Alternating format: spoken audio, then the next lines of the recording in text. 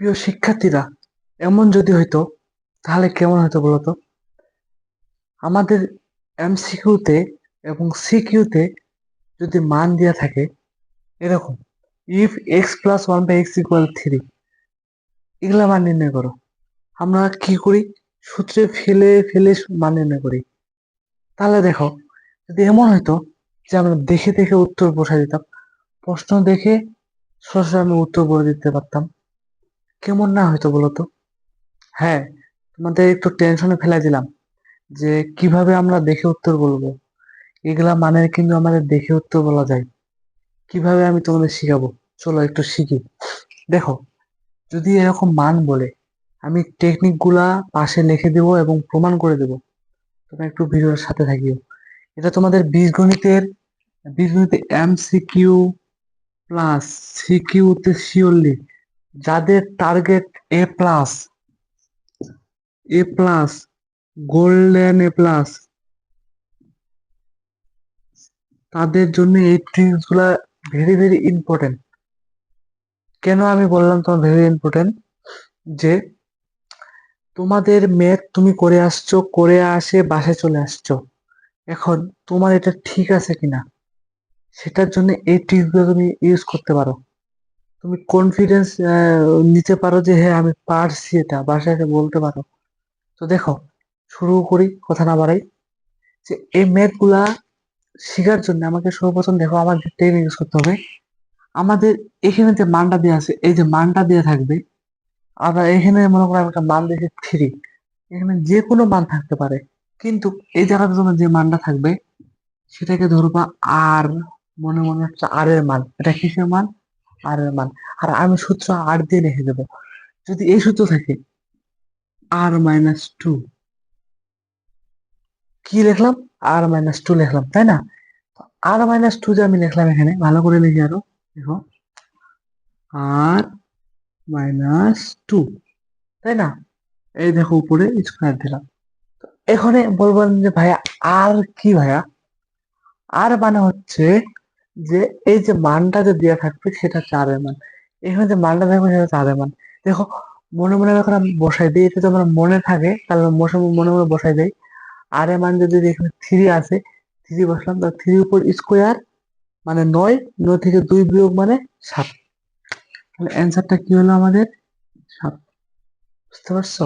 আর যখন আমরা কিউবের অ্যান্সার করবো, তখন আমরা কি করবো দেখো, সূত্র হচ্ছে r³ - 3r, r³ - 3r।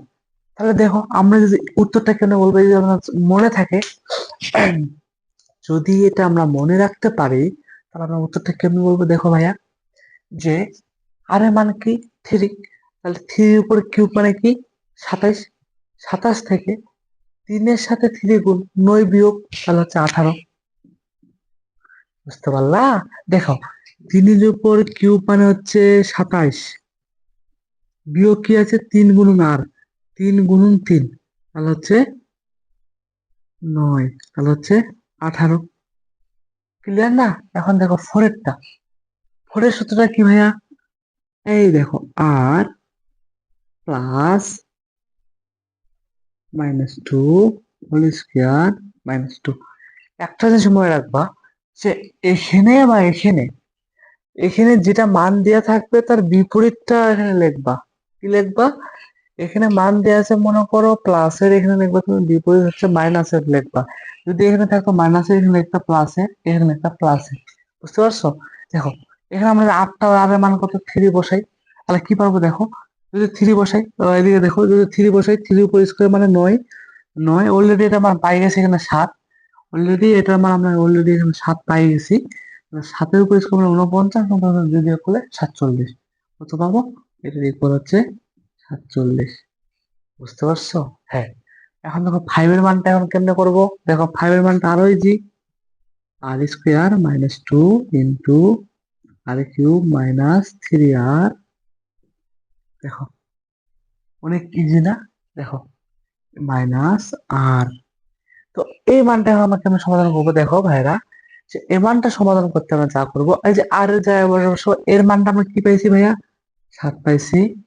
এই যে এখানে 7 পাই গেছি এর মানটা, এবং এর মানটা কি পাইছি দেখো, 3 বলে 8 হচ্ছে 18, তার থেকে বিয়োগ কি? 3। তাহলে এই দুইটা গুণ, ওটা বিয়োগ।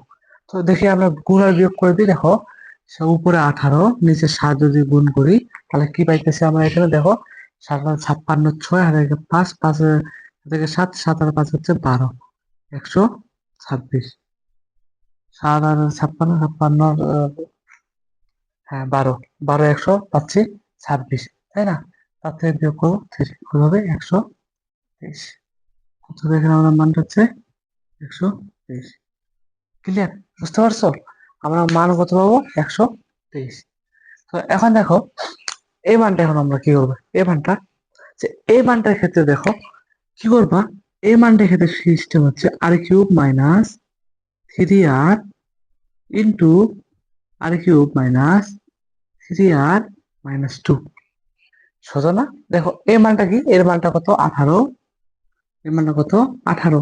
তো 18 গুণ করবো, তার সাথে মাইনাস করবো কি? 2। এই যে গুণ। বুঝতে পারছো ভাইয়া? দেখো এখন এই মানটা এখন সেও কেন করবো, দেখো 18 গুণন 18, 8 8 64, 4 হাতে গেছে 4 14, শূন্য 8 একে 8 আর 18, দেখো 44 হচ্ছে 12 হাতে গেছে 2 হচ্ছে 3, 324, 324 বিয়োগ 2, তাহলে 324 বিয়োগ 2 করলে হচ্ছে 322। বুঝতে পারছো? হ্যাঁ। এখন দেখো এই মানটা এখন কি করব, এই মানটা আমরা যেটা সিস্টেম লিখবো, আর কিউব মাইনাস 3r ইন্টু, এখানে লিখবো যেটা, সেটা হচ্ছে যে আর স্কোয়ার বন্ধনের সেকেন্ড, আর square minus 2 whole square minus 2 বন্ধনের ক্লোজ মাইনাস আর। দেখো এটা মানে কি, এটার মান আমরা অলরেডি কত পাইছি? 18, 18। আর এটা আমরা অলরেডি করেছি গুণ 47, এটা মান পাইছি 47 আর মাইনাস হচ্ছে 3।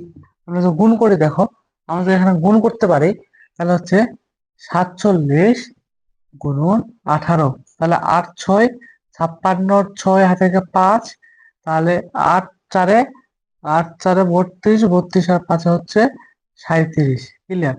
আর তাহলে 47 বসে গেল এখানে, তারপর 6 7 সাথে 7 7 7 7 যোগ করে 14, 4 থেকে 1, 5 5 3 18, 840, 840।